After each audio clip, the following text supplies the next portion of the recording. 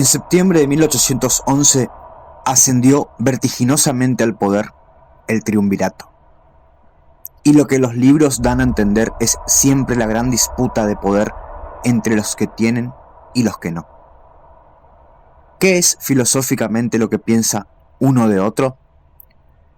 ¿Qué es lo que genera tanto odio? Si son preguntas que hoy en día no tienen respuesta, menos aún las habría en una época aún más atroz, más despiadada, más terrorífica.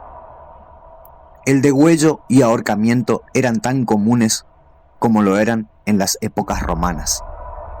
No existía la compasión, aunque muchos verdugos tenían el fiel hábito de persignarse al estilo Pablo Escobar antes o después de inmolar a sus víctimas. ¿Importaba algo cambiar los pensamientos y volverlos más sentidos hacia el bien común? ¿O la historia argentina siempre fue una guerra de poderes y ambiciones que no tenían ni tienen fin?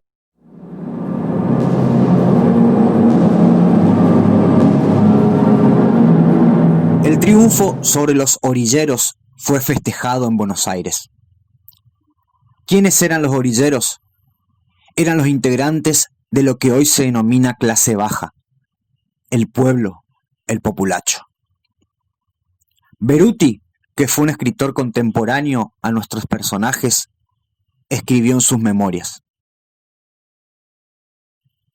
el 23 de septiembre, día más memorable que el 25 de mayo de 1810, por haberse libertado a la patria de un yugo más cruel que el que entonces oprimía.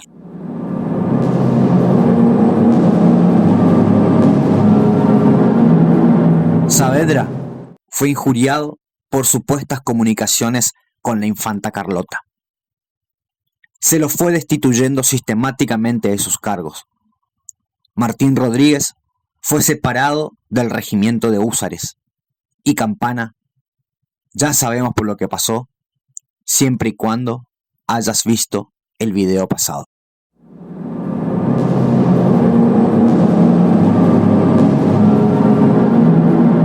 Según el historiador José María Rosa, las primeras decisiones del triunvirato fueron tomar medidas contra los que ellos llamaban gente de medio pelo e iniciar comunicaciones con Montevideo a fines de evitar otros bombardeos como los ya recibidos por las tropas de Elío, ahora virrey del Río de la Plata.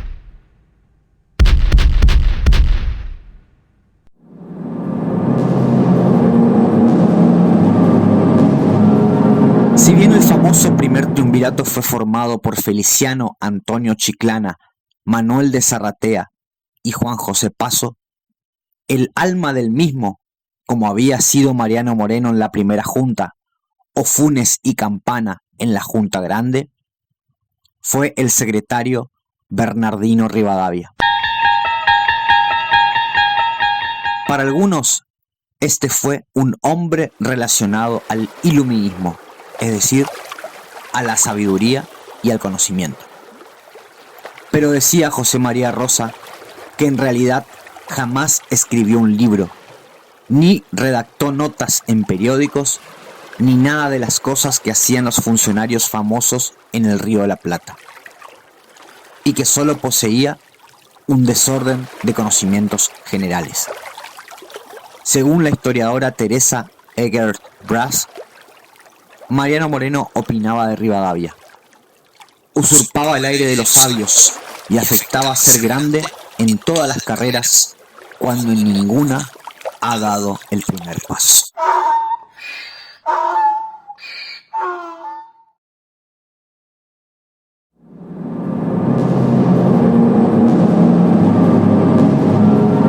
Cuenta José María Rosa que Funes tenía un pequeño as bajo la manga al redactar el decreto de creación del triunvirato, que conservaba un cierto pero pequeño poder a la Junta Grande al sostener que los diputados a futuro crearían las normas del desempeño de su gobierno.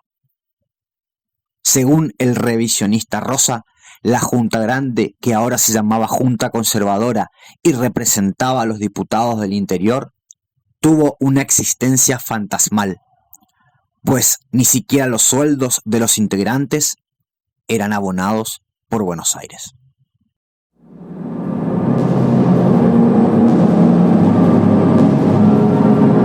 El 22 de octubre la Junta Conservadora sanciona y promulga. Pausa.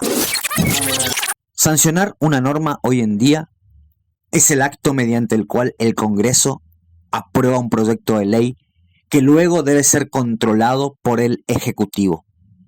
Y promulgar es ya cuando el Ejecutivo también aprueba ese proyecto y le da fuerza de ley.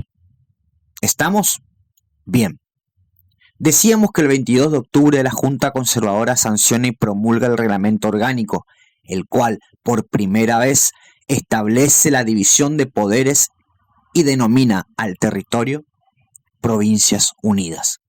Según el revisionista José María Rosa, no fue tampoco un invento puro de las cabezas de los diputados, sino que fue una copia casi al pie de la letra de un decreto creado en España. El decreto también establecía el habeas corpus, pero, como era de esperarse, el triunvirato rechaza el proyecto y termina disolviendo la Junta Conservadora por intentar considerarse superior a aquel.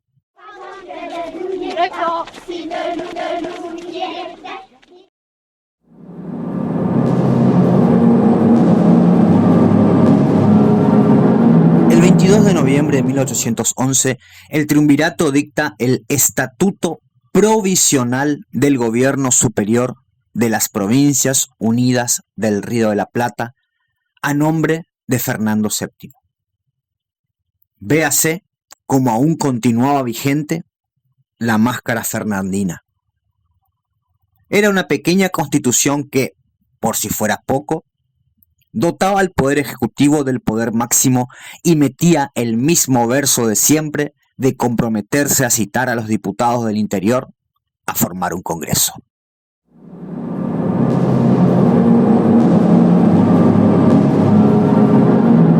A los triunviros los elegiría una Asamblea General, formada por el Cabildo de Buenos Aires, los apoderados de las ciudades y 100 ciudadanos de Buenos Aires.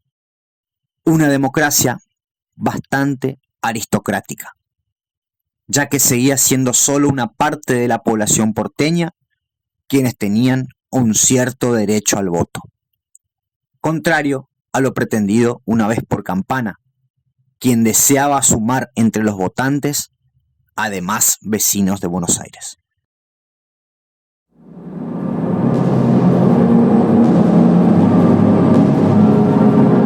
En octubre de 1811 se sanciona el Decreto de Libertad y en noviembre el de Seguridad Individual. Este último establecía los principios de que nadie podía ser penado sin sentencia previa, nadie arrestado sin pruebas, el allanamiento se haría por orden de juez y bla, bla, bla. Curiosamente, también existía un artículo, el número 9, del Decreto de Seguridad Individual, que decía: solo en el remoto caso de comprometerse la tranquilidad pública o la seguridad de la patria, podrá el gobierno suspender este decreto. Bien, ahora vamos a hablar en serio. Ambos decretos eran copias de análogas normativas hechas en España en esa época.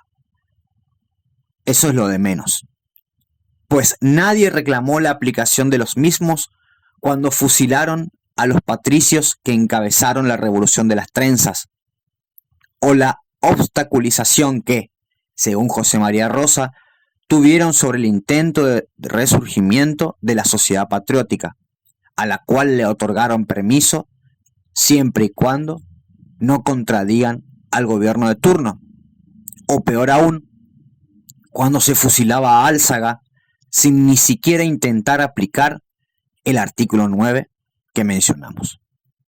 El 2 de abril de 1812 se crea la Comisión de Justicia, que actuaría de forma rápida y sin juicios ni leyes que les importen contra los orilleros. De esa forma, podían asesinar de las formas que apetezcan convenientes a quienes ellos estimen que incumplen las leyes. Justicia.